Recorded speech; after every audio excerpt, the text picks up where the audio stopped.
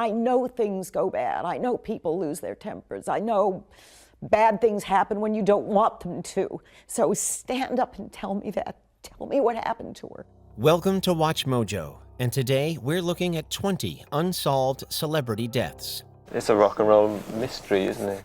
For this list, we'll be looking at the most mysterious and puzzling instances where stars passed away or were presumed dead. These include any open-ended cases that were left unsolved or uncertain even after an official ruling. Which of these cases do you find the most perplexing? Let us know in the comments below. Barbara Colby.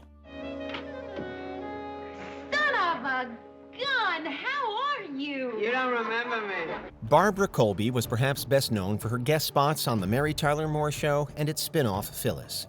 But in 1975, she and actor James Kiernan were both shot by unknown assailants after an acting class. Colby essentially passed immediately afterwards. Kiernan initially survived the attack, but later died in the hospital from his injuries. There was no indication that they had been robbed, and it was ultimately described as a random homicide. What's more, the guilty parties were never identified.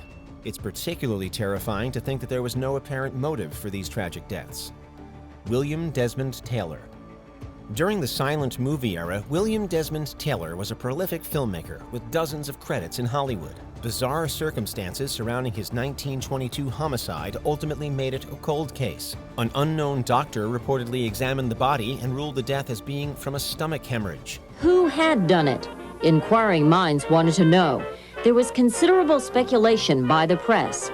Much was being made of certain scandalous items that had been found in Taylor's bungalow. By the time experts made it to the house, the physician was no longer present, but they did discover a bullet in the victim's back. Several actors and people within Taylor's circle were considered as suspects, including a valet that was known to steal from him. Suspicion immediately fell on his former valet, Edward Sands. He was an employee of Taylor's, and he worked as a cook, a valet, and secretary. Kind of an all-around man. He did a little bit of everything for Taylor. Due to limited technology and crime scene mismanagement, nobody was formally connected to the death. Peter Ivers. Peter Ivers was a multi-talented artist and musician known for being the host of New Wave Theater. And a New Wave Theater fact of life says everything has changed. So this means man is free to understand the perfection in every aspect of existence, in every work of art, in every déjà vu step on his stairway to the stars. He had many famous connections in the industry and wrote music for films like Eraserhead. In 1983, Ivers was beaten to death at home. The LAPD did not properly manage or close off the crime scene. This led to a slew of evidence being lost or altered due to outside influence. Filmmaker David Jove was considered by some to be one of the possible culprits. He even apparently left the apartment with the musician's bloodied blankets. Unfortunately, no solid case was ever created.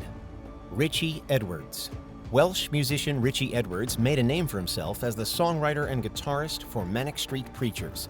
After 3 albums with the band, Edwards disappeared right before their scheduled U.S. tour in 1995.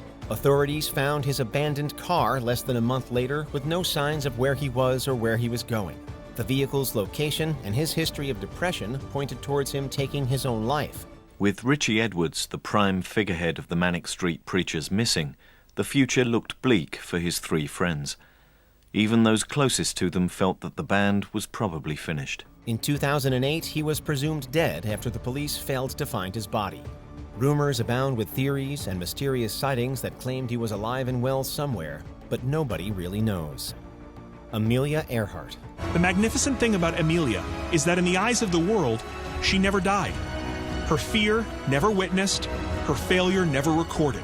Amelia Earhart was renowned for her work as a pioneering female pilot in the 1930s.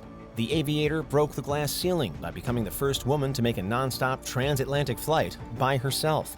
But she became even more well-known due to her disappearance in 1937. Her effort to circumnavigate the globe with navigator Fred Noonan ended in mystery. Both were lost in the Pacific Ocean in a probable crash. Though a huge search effort was undertaken, authorities failed to recover their remains or the plane. Earhart's prior accomplishments and celebrity have continued to fuel interest in her vanishing and presumed passing all these years later. Not a trace of wreckage was found floating. There was no mayday call. There was no distress call. For 70 years, investigators have been trying to solve the Earhart enigma. Elizabeth Short. Elizabeth Short wasn't well known in her lifetime, but that changed following her untimely and highly shocking passing. Indeed, her 1947 homicide led to years of speculation from dozens of real and wannabe detectives.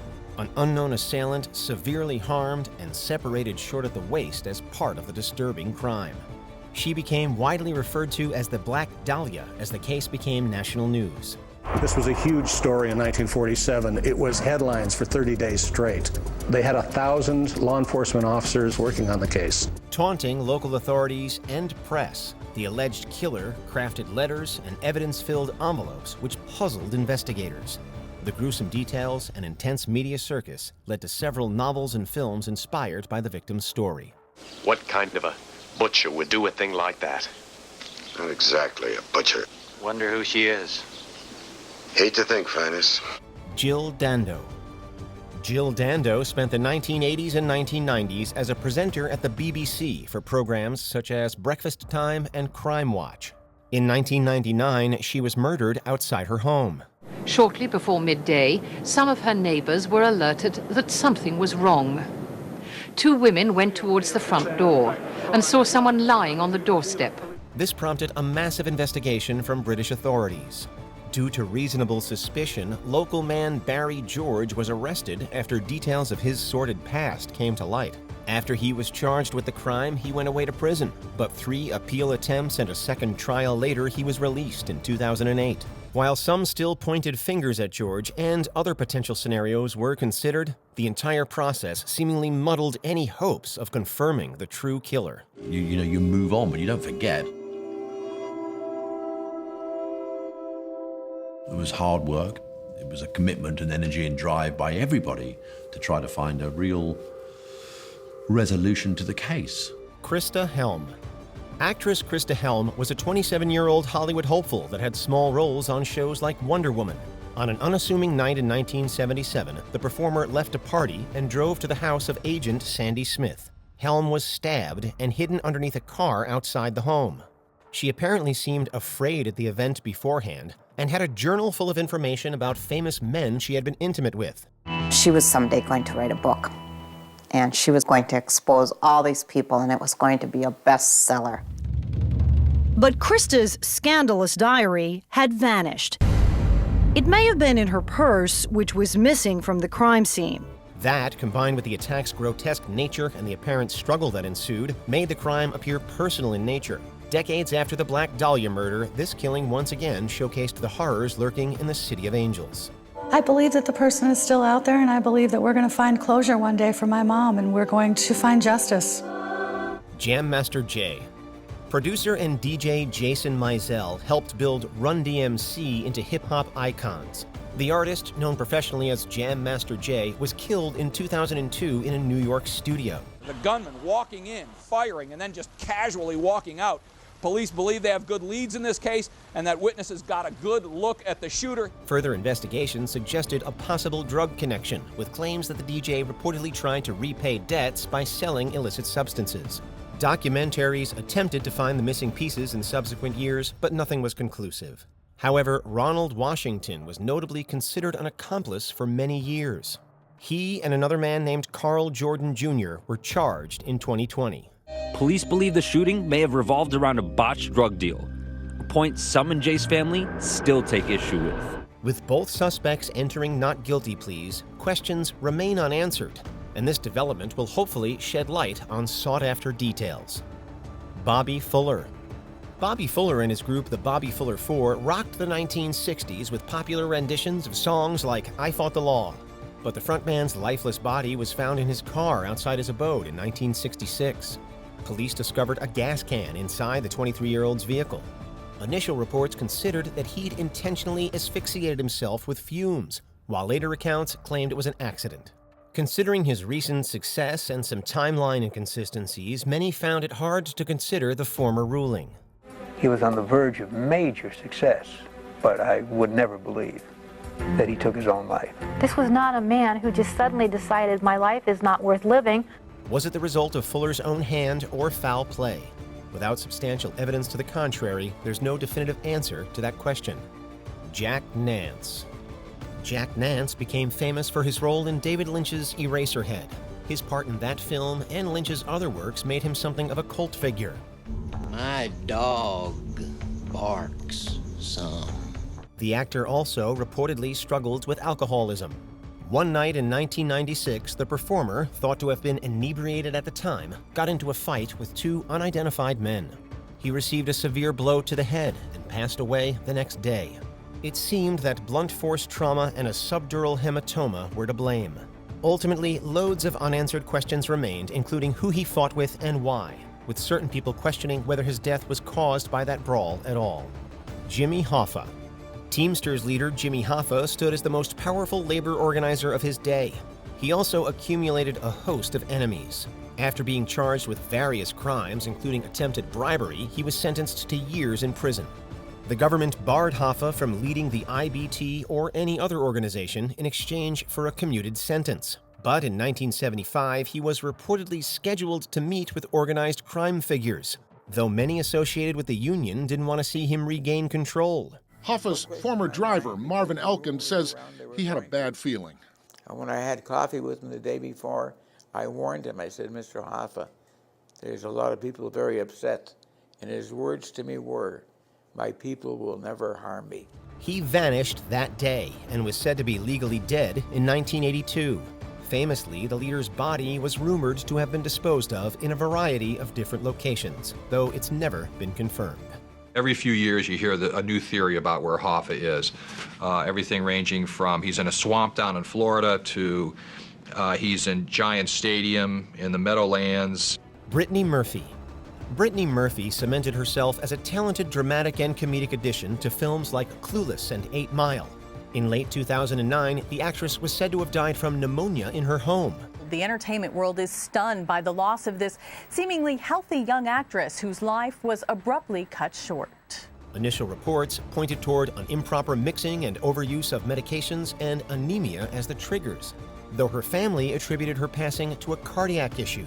Her death was further scrutinized the following May when her husband, Simon Monjack, died of similar causes. An unconfirmed theory was put forward that both of their deaths were caused by toxic mold present at their residence. To this day, rumors linger about the possible factors that played into Murphy's untimely demise. I read the reports on the toxicology reports, and everything sounds very more or less suspicious. George Reeves. Look, up in the sky, it's a bird. It's a plane. It's Superman. Yes, it's Superman. George Reeves rose to prominence as the title hero in the TV show Adventures of Superman. But the actor reportedly struggled with typecasting and attempted to break away from the iconic role. His 1959 death from a gunshot wound was ruled as self-inflicted, which some tied to this struggle. Yet there were family members and friends of Reeves who thought otherwise, questioning details laid out by authorities at the time. The police investigation seemed to be bungled from the beginning. No photos of the crime scene have ever been found. Additional bullet holes and the potential lack of residue from the weapon on the performer cast doubt over the initial conclusion. Works like Hollywoodland played up the various theories of his death, but the final ruling never changed. Robert Johnson. Blues legend Robert Johnson's life is wrapped in a shroud of mysterious and apocryphal tales. At the young age of 27, he passed away, though the reason was undetermined. Later, researchers brought up the possibility of congenital syphilis being the cause. Much like his fabled meeting with the devil, the musician's death garnered loads of fanciful stories.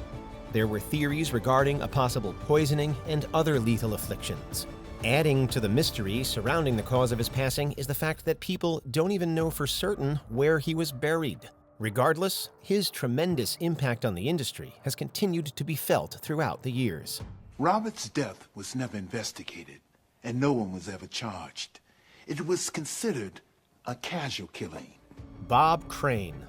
Bob Crane was primarily famous for his leading role in the TV series Hogan's Heroes. But he had developed the hobby of documenting his various explicit romantic encounters with friend John Henry Carpenter.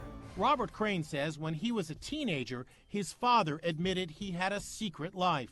I was hearing, more and more of it, and then with the videotape thing, and my dad basically being an open book, he would show me photographs of women on the road. When the actor was bludgeoned to death in 1978, the prime suspect was his fellow video enthusiast.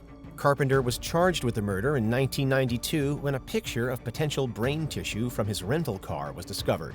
Lab results on the blood in Carpenter's car reveal it's type B, the same blood type as Bob Crane, found in only 9% of the population. But he was acquitted in 1994 and was adamant that he hadn't done it for the remainder of his life. What might have seemed like an open and shut case turned out to be much more complicated, and the story remains unresolved as a result. Nancy Spungen.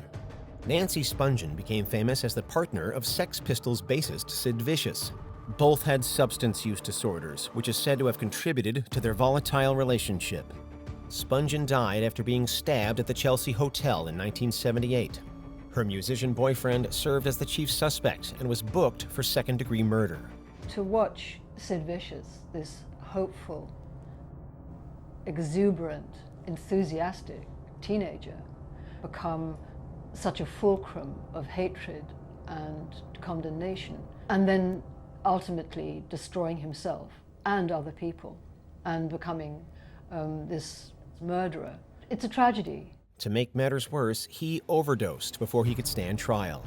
Defenders of Vicious cited the possibility of a deadly robbery. Alternative theories point to one of the couple's suppliers, actor Rockets Redglare, as a possible culprit. Doubts remained, but there's no way to tell who wielded the murder weapon. Natalie Wood. Good evening, everyone. Tonight, our metropolitan area and the whole world mourns the death of 43-year-old movie actress Natalie Wood. Natalie Wood broke into the acting industry when she was quite young and thrived, becoming an Oscar-nominated icon later on. In 1981, she joined her husband Robert Wagner and then co-star Christopher Walken on a boat. Not long after, the star was found dead from drowning. Though she had been discovered with bruises, the incident was considered an accident.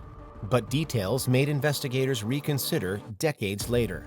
It was subsequently revealed that she and her husband had fought beforehand. RJ went into the room, started arguing, yelling, things being thrown about. Wagner has always said he believes Natalie tried to climb into a dinghy, fell into the water, and accidentally drowned. Eventually, Wagner became a suspect in the case. Many signs hinted at his involvement, but there was never definitive proof. However, the cause of death was changed from drowning and other undetermined factors. Biggie Smalls. Christopher the Notorious B.I.G. Wallace shook up 1990s hip-hop with his considerable talents. His personal lyrics and rhyming schemes put him in the pantheon of rap MCs. In 1997, Biggie Smalls was repeatedly shot and killed in Los Angeles after years of feuding with West Coast rappers. The drive-by incident occurred less than a year after Tupac Shakur was also murdered. We're on Fairfax and Wilshire. We're man shot in our car right now. Both artists were closely linked in life and death as the two coasts built up a fierce rivalry. Books and films delved into Smalls' passing, with many believing that the West Coast rap scene or local gang members were involved. The so-called gang war is regarded by Hackey and ex-detective Paul as being used to take attention away from Suge Knight's involvement in Tupac and Biggie's murder. Ultimately, his unsolved death served as a tragic climax to a new era of hip-hop. Before we continue, be sure to subscribe to our channel and ring the bell to get notified about our latest videos. You have the option to be notified for occasional videos or all of them. If you're on your phone, make sure you go into Settings and switch on your notifications. Tupac Shakur. Tupac Shakur was the unofficial poet laureate of rap until his life was cut short in 1996. Unrolled the window, arm came out, opened fire, and just went rat-a-tat-tat. Leaving a Las Vegas boxing match, the rapper sat in the passenger seat of producer Suge Knight's car. Someone in another vehicle fired shots, striking Shakur multiple times. Shakur was rushed to the hospital, but ultimately died from his injuries. Some thought his East Coast rival Biggie Smalls may be involved. The story then pointed to an earlier altercation with presumed Crips gang member Orlando Anderson. While he became a prime suspect with a motive for revenge, no charges were ever filed. The death of Biggie Smalls and Anderson in the years following only added to the mystery of Tupac's demise.